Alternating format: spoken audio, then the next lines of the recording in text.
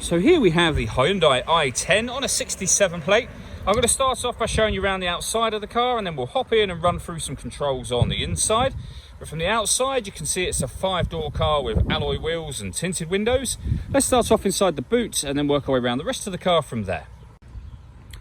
As we approach the back of the car, you'll see that given the size of it, we have plenty of boot space along with that 60-40 split folding rear seat should you wish to increase this space even further. Okay, so we're just going to work our way back round to the front of the car, and then we'll hop in and run through some controls on the inside. But now that we've done a full circle of it, you can see it's in excellent condition the whole way round. Just briefly before we climb in, I think it's well worth seeing the interior from this exterior point of view. There's plenty to run through on the dashboard, so let's hop in and we'll do that now. Okay, now that we're inside the car, we're going to start with the dials. On the left-hand side, we have the rev counter, we have the speedometer in the middle, and on the right-hand side, the coolant temperature gauge and fuel gauge. Also in the middle, you can see the total miles for this car, which are 31,778. The information displayed above that can be changed using buttons on the steering wheel for various bits of trip computer information.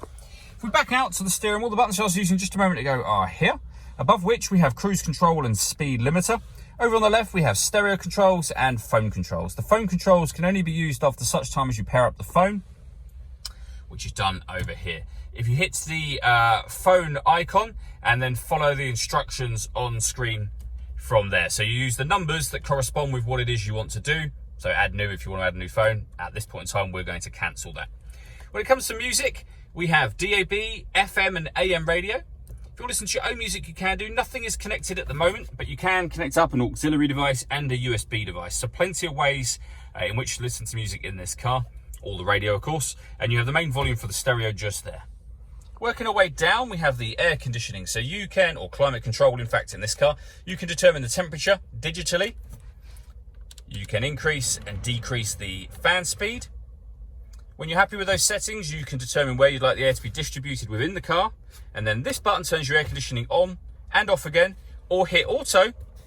And the car will now take control of the direction of the air and the fan speed to maintain the temperature you've asked for.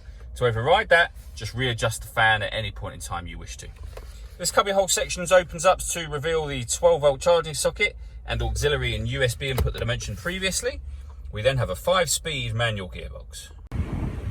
All that leaves me to say is thank you for taking the time to watch this video. If you'd like to come and see the car for yourself and have a test drive, please feel free to call any of our MJA sites. We'd love to hear from you soon.